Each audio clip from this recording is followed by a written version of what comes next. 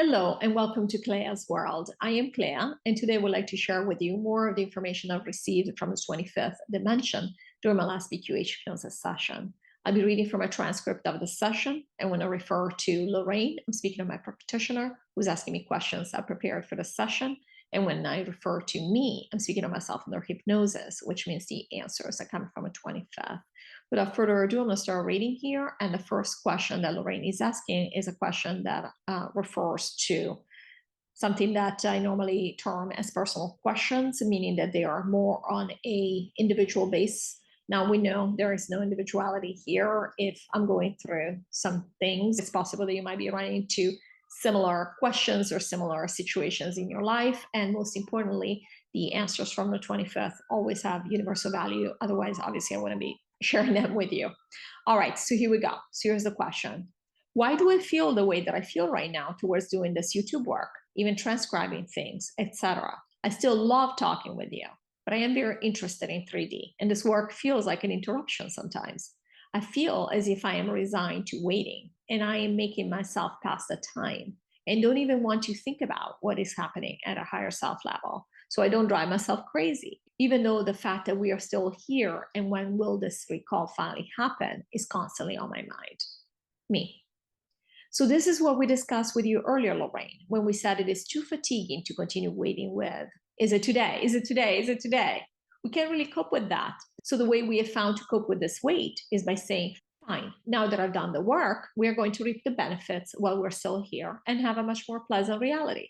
There's no need to be consciously waiting for things to happen. We can just enjoy what we have right now, especially considering that we have turned it into a more pleasant reality for ourselves.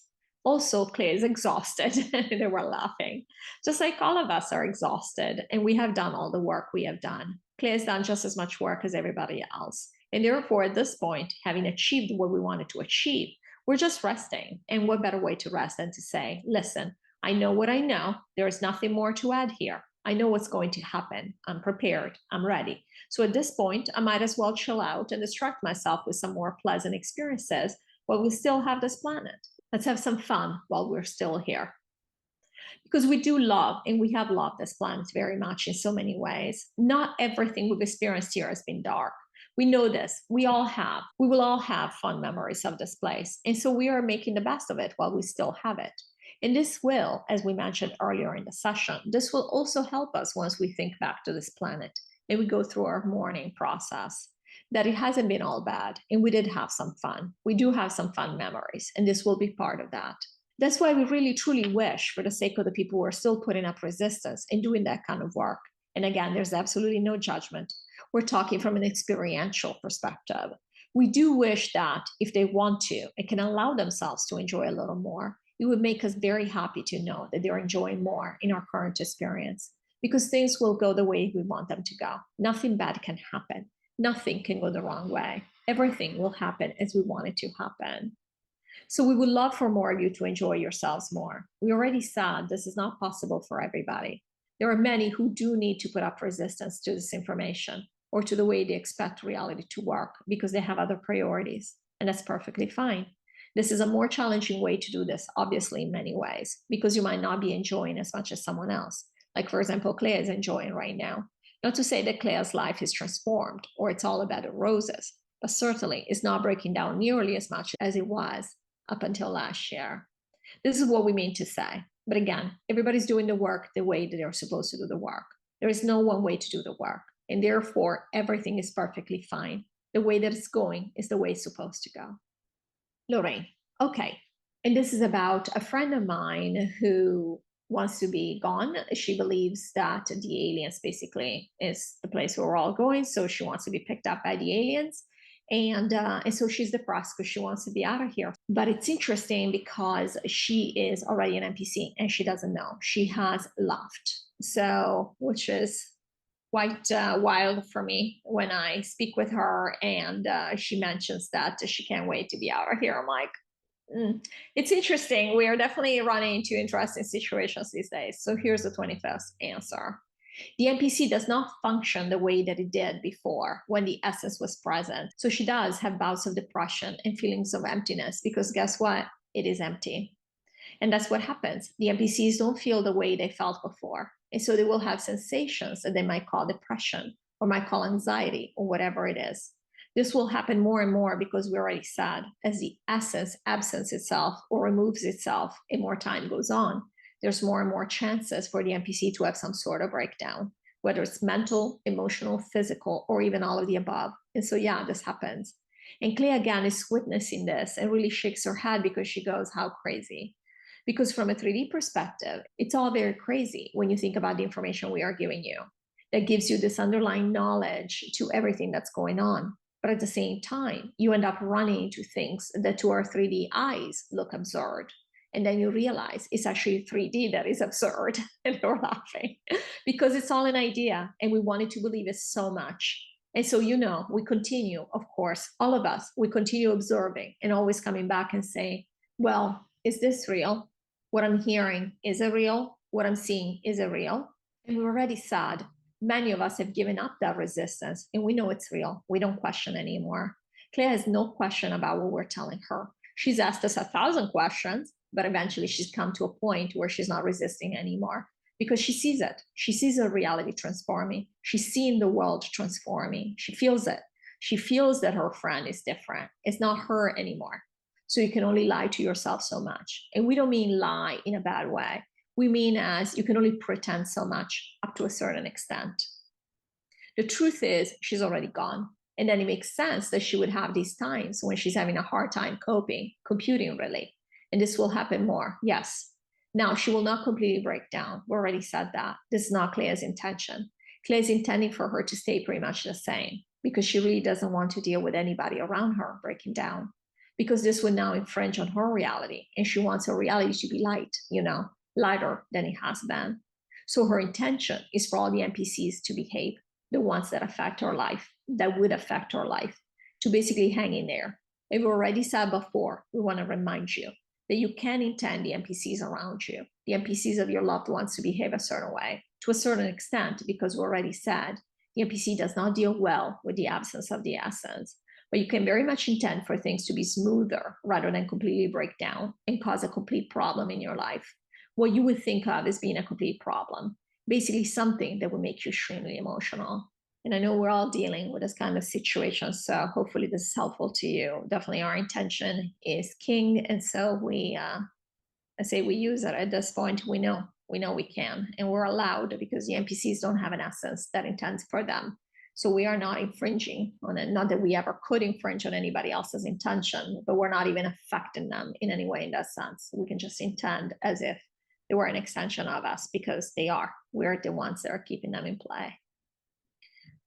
And now we come to some of the dreams I've had that I like sharing with you. I know many of you enjoy them. So here's the first one. Lorrayne, thank you. That's very helpful knowledge. All right, now we're moving on to dreams. First dream from June 13th, and I apologize for the noise in the background. As you guys know, I live in the center of St. Louis, and it gets loud sometimes. All right, so this first dream is from the 13th of June. There were different scenes in this dream, but in the last one, I was with a group of friends. There were about 10 or 12 of us. There had been more people in the previous scene, so this was a place where we're kind of doing a friend's getaway. It was on a mountain. We were staying there and we wanted to go somewhere else. I told them that I could take them there instantaneously if they just all touched my hand at the same time. But for some reason, they wouldn't do it, as if it was difficult.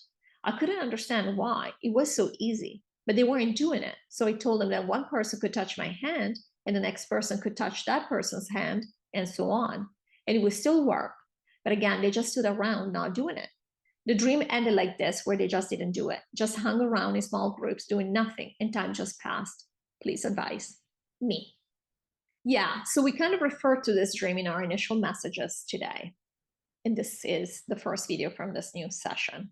And basically the idea, Clea had this idea that I am ready to go and that these guys are not ready, basically. And the fact is, they're not doing it and they're not aware of being ready, but they're not rejecting it. They're not saying, oh, that's a bad idea, or no, we're not doing this. They're literally standing around and they're waiting they don't feel the urge. They don't need to go right this minute. Clea is saying, let's go, we can do it now, but they still need a moment. And that's what this was referring to. And again, She's had a couple more dreams that were showing this. But the point is that it's not that these people are not ready, as they are not done, or they're not going to be done for a long time. It's more that they're not in such a rush. They're still finishing up some things. And in fact, they were still hanging around near her. They weren't even going off and doing different things. They were just standing there. But we were already separated. We were in a separate location. We were on a mountain. So it was so close and so clear. It was just us, which is the idea, of course, of the fact that it's only us here at this point. So this was the people that are going to New Earth.